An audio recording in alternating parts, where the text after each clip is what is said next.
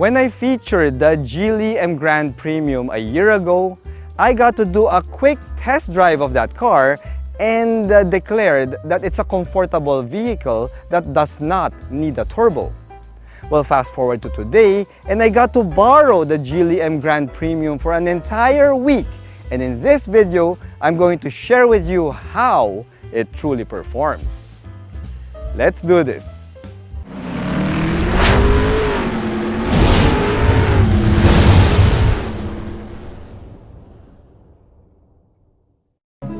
When the Geely Emgrand Premium arrived in the Philippines, it created a lot of buzz, mainly due to the popularity of the Coolray and the Okavango. But then, this interest quickly faded away. The main reason? We don't get a turbo here. Now, this lack of power meant that the Emgrand is slower than the other mainstream contenders, but it does offer more creature comforts at a slightly lower asking price. This top-spec Emgrand Premium retails for only 999,000 Philippine pesos, which is a bit lower than the Japanese contenders. But with the recent updates from Toyota and Honda, does the Geely Emgrand Premium have what it takes to keep up? Let's find out. Here at Reagan's Rides, we do car reviews of SUVs, sports cars, trucks, and everything in between. So subscribe and hit the bell. Alright, sport mode.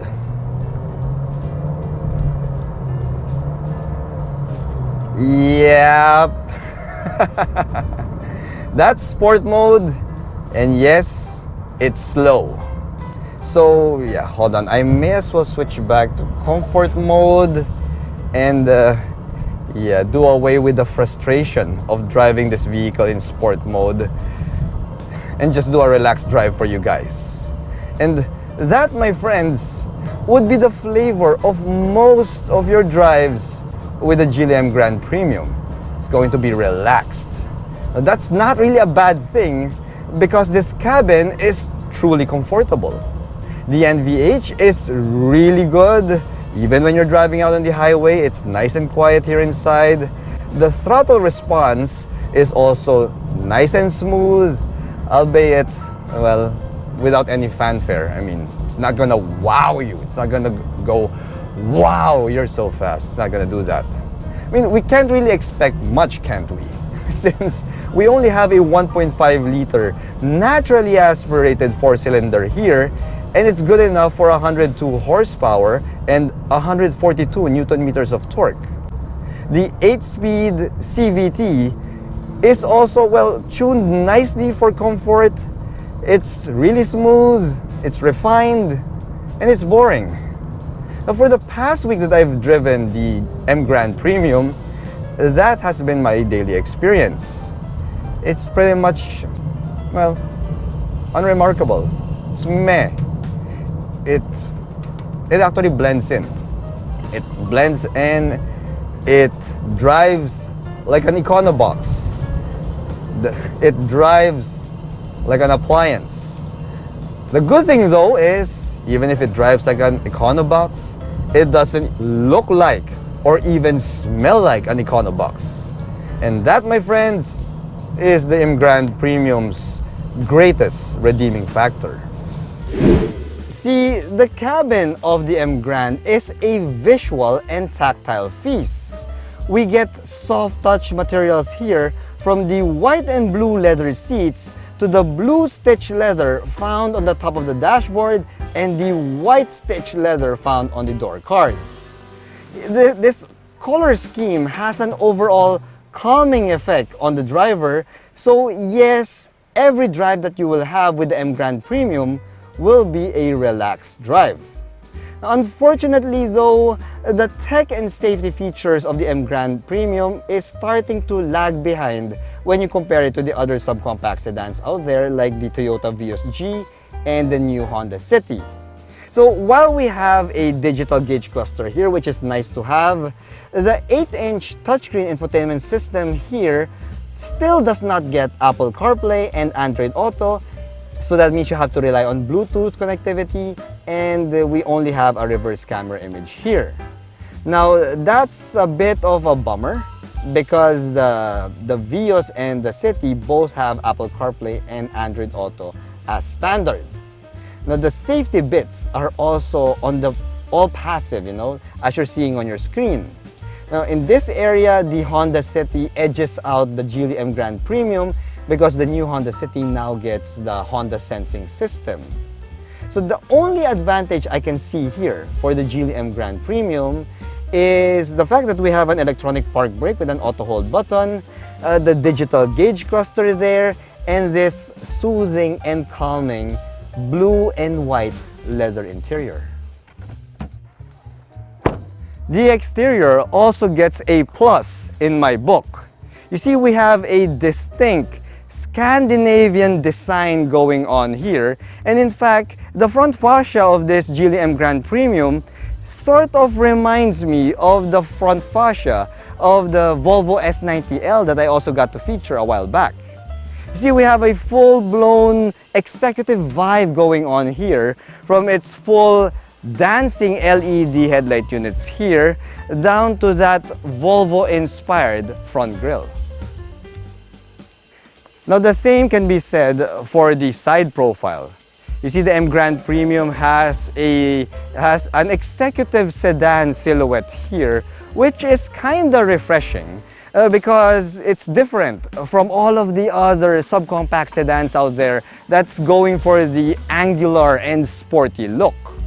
Now, we also have a set of 17-inch alloy wheels here, which is large when you compare it to its Japanese counterparts, but it is pretty average for a Chinese offering. Now, behind these wheels, we get 4-wheel disc brakes, and for the suspension, the Emgrand Premium rides on MacPherson's up front and a torsion beam at the back.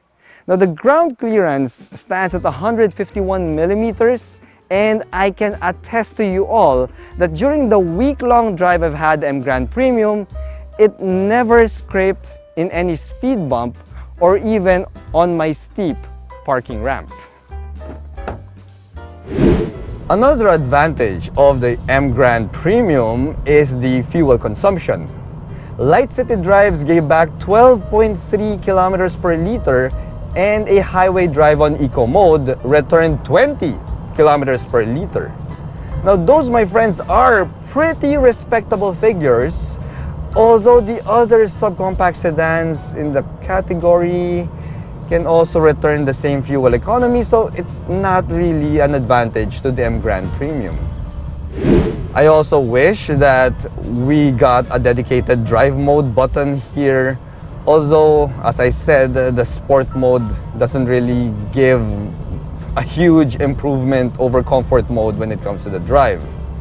There will be a slight pickup in throttle response, but that's just it. That's it. A slight pickup, but not really much power.